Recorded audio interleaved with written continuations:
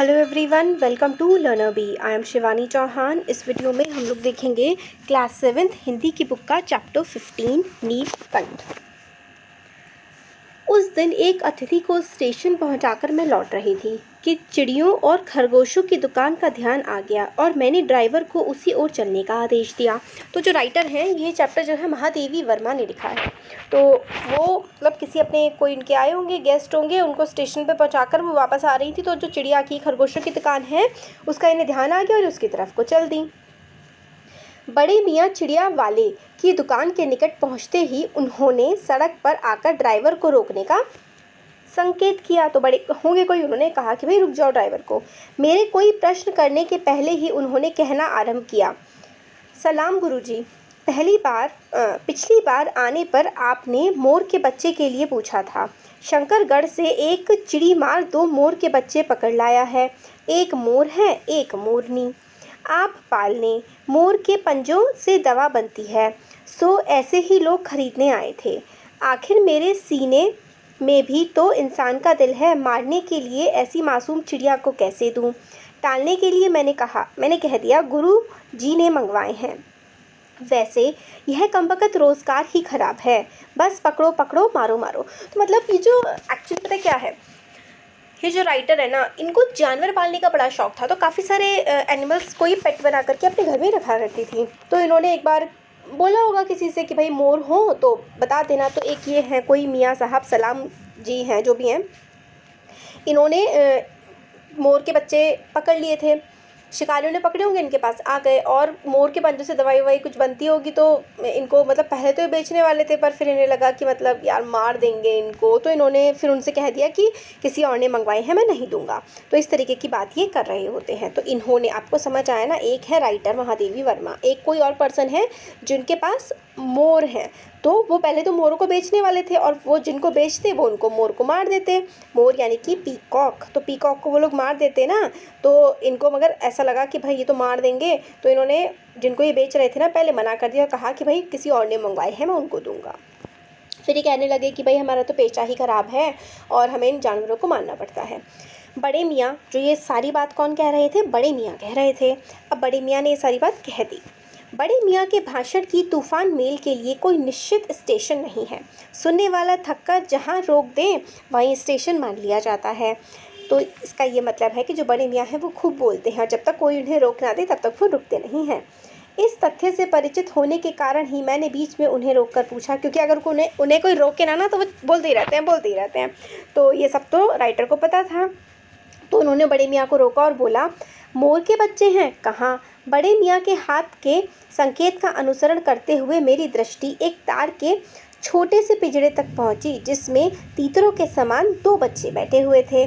तो उन्होंने हाथ से संकेत किया, बड़े मियाँ ने हाथ से इशारा किया कि वहाँ है। तो राइटर ने उसकी तरफ देखा तो वहाँ पे छोटे छोटे से 2 तीतर जैसे, मतलब एक पक्षी होता है उसके जैसे बच्चे बैठे हुए थे। पिंजरा इतना संकीर्ण, मतलब इतना छोटा था कि वे पक्षी शावक जाली के गोल फ्रेम में किसी बड़े चित्र जैसे लग रहे थे। मतलब कि ऐसा लग रहा था कि पेंटिंग तो छोटी है बट उसमें चित्र बड़े हैं। तो बहुत ही कम स्पेस में उन बेचारों को रखा हुआ था। मेरे निरीक्षण के साथ साथ बड़े मियाँ की भाषण मेल चली जा रही थी। तो वो जैसे देख रही थी ना मोर को, और बड़े मियाँ तो भाषण दिए जा रहे थे। इनाम कसम गुरुजी, चिड़िया मार ने मुझसे इस मोर के जोड़े के नगद 3 रुपये लिए हैं। तो वो कहता है कि जो चिड़िया मार है उसने मेरे से 3 रुपये लिए हैं इन दोनों के। 12 कहा, भाई ज़रा सोच तो, अभी इनमें मोर की कोई खासियत भी है कि तू इतनी बड़ी कीमत ही मांगने चला? तो फिर बताते हैं कि जो चिड़िया मार था वो 3 रुपये मांग रहा था मेरे से।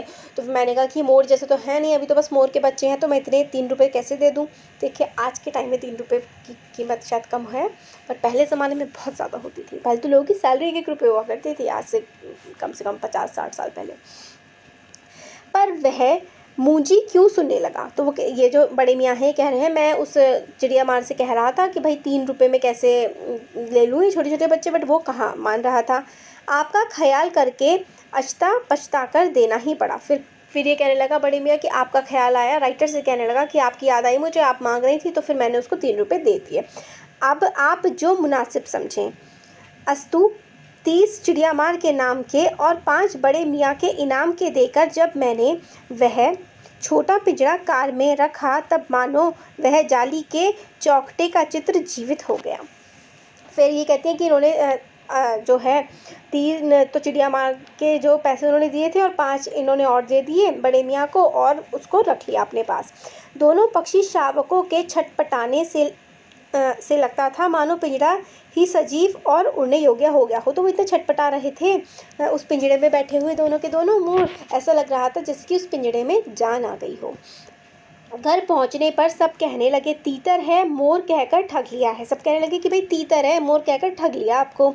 कदाचित अनेक बार ठगे जाने के कारण ही ठगे जाने की बात मेरे चिढ़ जाने की दुर्बलता बन गई है। तो कहती हैं कि कई बार मैं ठगी गई हूँ, तो इसलिए कोई मुझे कहता है ना ठगी गया तो मैं चिढ़ जाती हूँ। फिर अप्रसन्न होकर मैंने कहा, मोर के क्या सुरखाव के पर लगे हैं, है तो पक्षी ही। तो वो कहती है कि मोर के क्या कोई कुछ अच्छे पर लगे हैं, पक्षी ही है, अब जो भी है। चिढ़ा दिया जाने के कारण ही संभवतः उन दोनों पक्षियों के प्रति मेरा व्यवहार और यत्न में कुछ विशेषता आ गई। तो मेरे को चिढ़ा दिया था तो उनके मतलब मैं उनकी तरफ कुछ अलग सा व्यवहार करने लगी। पहले अपने पढ़ने लिखने के कमरे में उनका पिंजरा रखकर उसका दरवाज़ा खोला। फिर कहती हैं कि जहाँ पे पढ़ती वगैरह थी उस रूम में ले जा करके उनका पिंजरा खोल दिया। फिर 2 कटोरी में सत्तू की छोटी छोटी गोलियां और पानी रखा। फिर कटोरी में सत्तू की गोलियां और पानी रख दिया। वे दोनों चूहेदानी जैसे पिंजरे से निकलकर कमरे में मानो खो गए।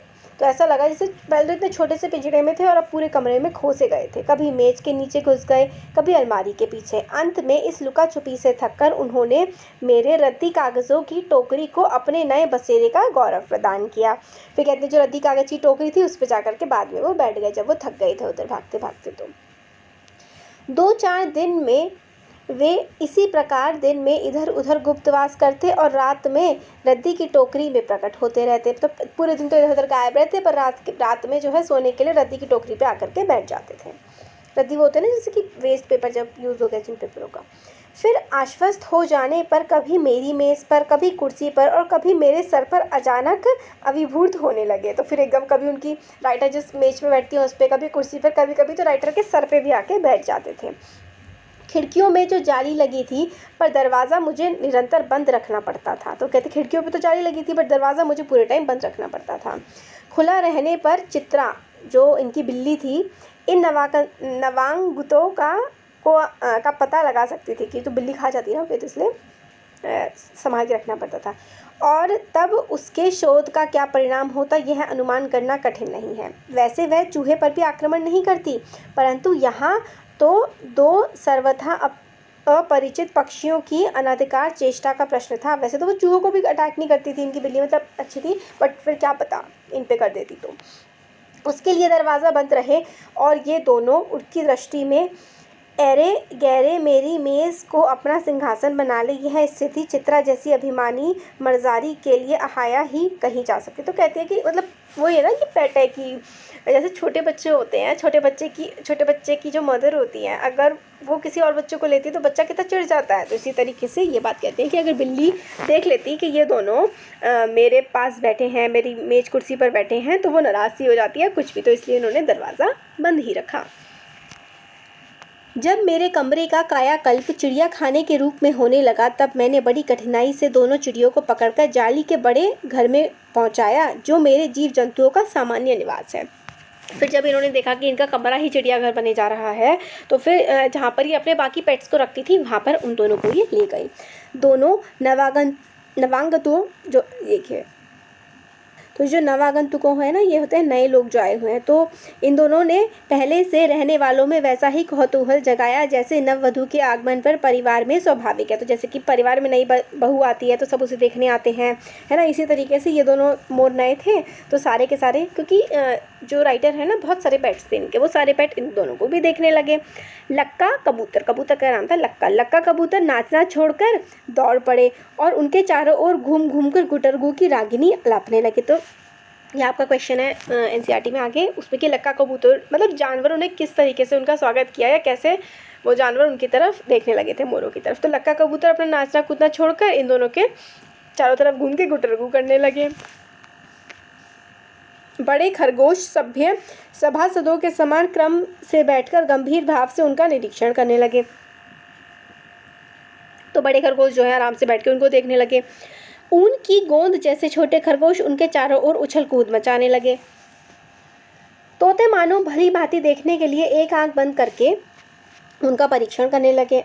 उस दिन मेरे चिड़ियाघर में मानो भूचाल आ गया। तो सब जानवर इधर उधर देखने लगे। तो वो कहते हैं कि मेरे चिड़ियाघर में उस दिन तुम्हें भूचाल सा आ गया था। धीरे धीरे दोनों मोर के बच्चे बढ़ने लगे। उनका कायाकल्प वैसा ही क्रमशः और रंगमय था जैसे इल्ली से तितली का बनता है। तो वो काफ़ी कलरफुल से अब वो दोनों हो गए। मोर के सिर की कलगी और सघन ऊंची तथा चमकीली हो गई। चोंच अधिक बंकिम और पैनी हो गई। गोल आँखों में इंद्रनी की नीलाम धुनी झलकने लगी। लंबी नील हरित ग्रीवा की हर भंगिमा में पूंछ छाही तरंगे उठने लगी। तो ये उसका डिस्क्रिप्शन है कि मोर के सर की जो होती है ना कलगी, ये होता है ना ऐसे मोर के सर पर जो होता है, उसकी कलगी जो है वो ऊंची होने और चमकने लगी थी। चोंच जो है अधिक बंकिम और पैनी, चोंच काफ़ी ज़्यादा पैनी हो गई।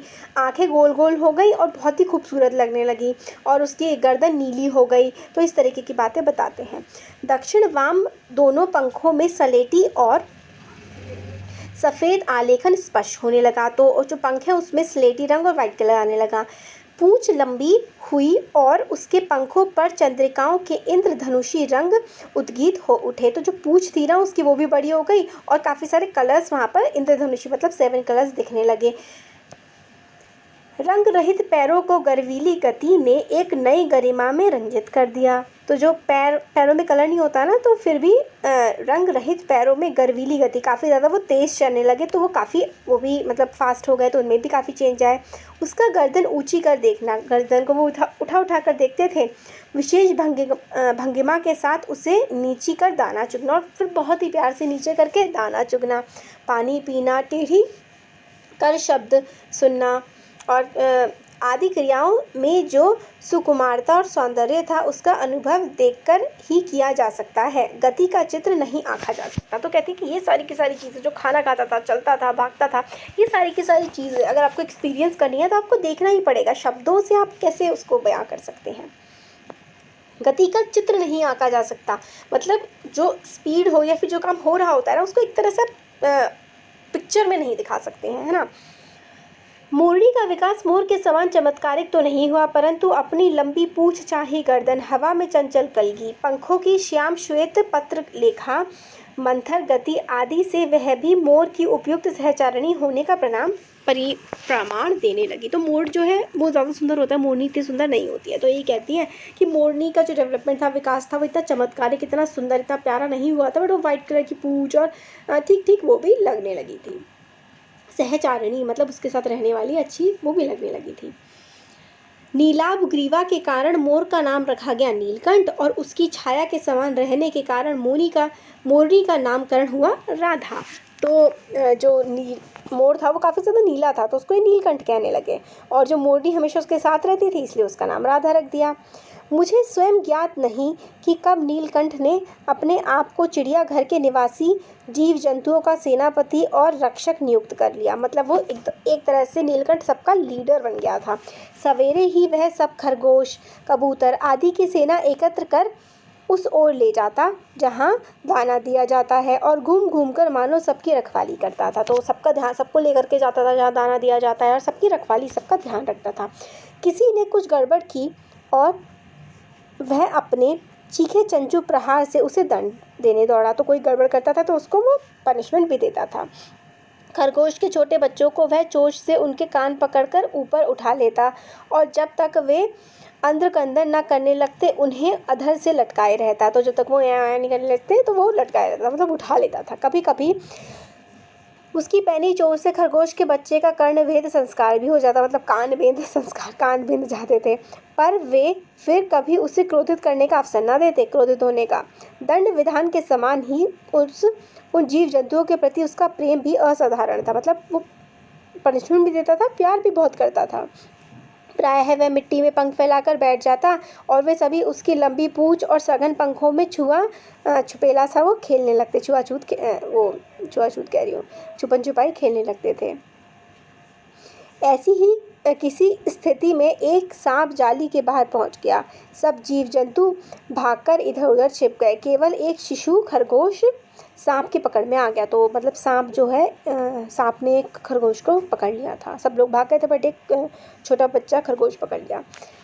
निगलने के प्रयास में सांप ने उसका आधा पिछला शरीर तो मुंह में दबा रखा था। देखिए उसको निगलना चाह रहा था ना, तो यहाँ पे देखिए पिक्चर में दिखा रखा है ना कि आधा शरीर तो उसने मुंह में डाल ही लिया था। शेष आधा जो बाहर था उसने चींची का स्वर भी इतना तीव्र नहीं निकल सकता था कि किसी को स्पष्ट सुनाई दे सके। तो उसको खाने वाला था और आधा तो उसके अंदर चला गया था और आधा बाहर था, मगर इतना ज़्यादा वो दबाव था उस पर कि वो चींची की आवाज़ भी नहीं कर पा रहा था। नीलकंठ दूर ऊपर झूले में सो रहा था। नीलकंठ ऊपर की तरफ सो रहा था झूले में। उसी के चौकन्ने कानों ने उस मंद स्वर की व्यथा पहचानी और वह पूंछ पंख समेटकर सर से एक झपट्टे में नीचे आ गया। तो उसने वो आवाज़ सुन ली और एकदम से फटाफट नीलकंठ नीचे आ गया। संभवतः अपनी सहज चेतावनी से ही उसने समझ लिया होगा कि सांप के फन पर चोंच मारने से खरगोश भी घायल हो सकता है। तो फिर उसने समझदारी से समझ लिया कि अगर सांप के फन पे वो चोंच मारेगा तो खरगोश घायल हो जाएगा। उसने सांप को फन के पास पंजे से दबाया और फिर चोंच से इतने प्रहार किए कि वह अधमरा हो गया। तो सांप को उसने जो फन होता है ना अपना, सांप को दबा दिया और पंजे से बहुत उसको अटैक किया कि सांप अधमरा हो गया। पकड़ ढीली पड़ते ही खरगोश का बच्चा मुख से निकल कर तो आया, परंतु निचेष्टा सा वहीं पड़ा रहा। तो मुंह से तो निकल गया सांप के, बट वहीं पड़ा रहा। राधा ने सहायता देने की आवश्यकता नहीं समझी, परंतु अपनी मंद केका से किसी असामान्य घटना की सूचना सब और प्रसारित कर दी। मतलब हेल्प तो नहीं करी राधा ने, दूसरी जो मोरनी थी, बट उसने अपनी आवाज़ से सबको एक तरह से बता दिया कि क्या हुआ है।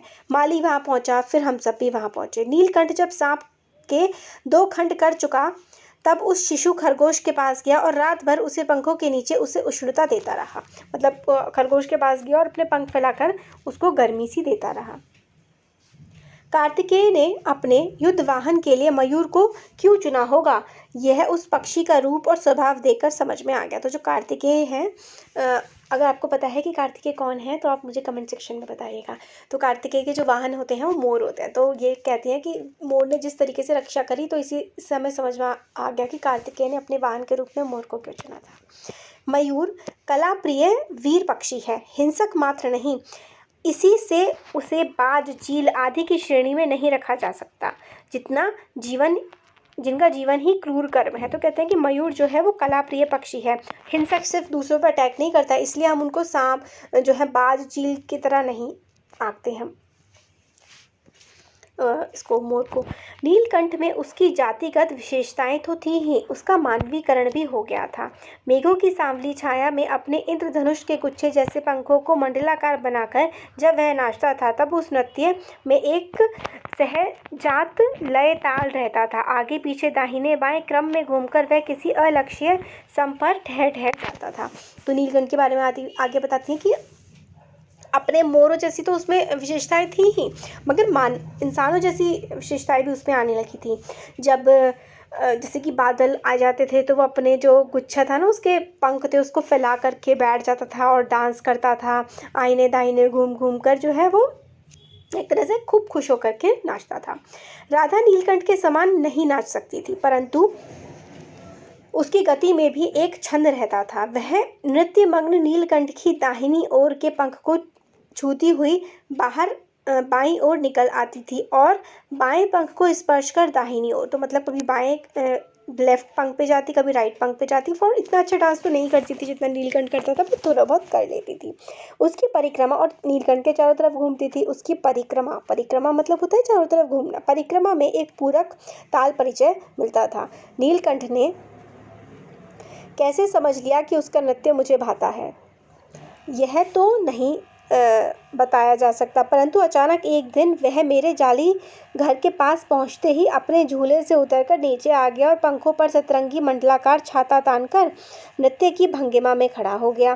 तो राइटर कहती है, मेरे को नहीं पता कि नीलकंठ को कैसे पता लगा कि मुझे उसका नृत्य, उसका डांस बहुत पसंद है, बट एक बार मैं उसके जालीदार जो घर था वहाँ पहुँची तो वो अपने पेड़ पे उसका झूला था, उससे वो उतर के आया और मेरे पास आकर के बैठ गया और नृत्य भंगिमा एक तरह से डांस वो करने लगा।